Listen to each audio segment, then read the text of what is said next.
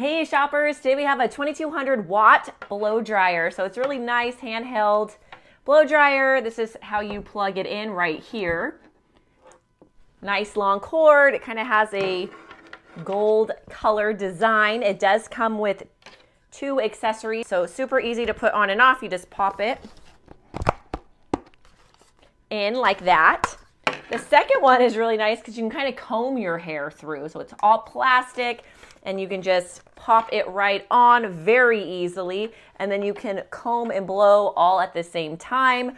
When my hair is wet, I will show you how to use it. Very easy to function. So right here is your temperature, low, medium, high. Right here is your fan speed, off, medium, high, or low and high. So you can use it with the accessories, or you can just simply use it without the accessories. It does come with a user manual on how to care for it and use it.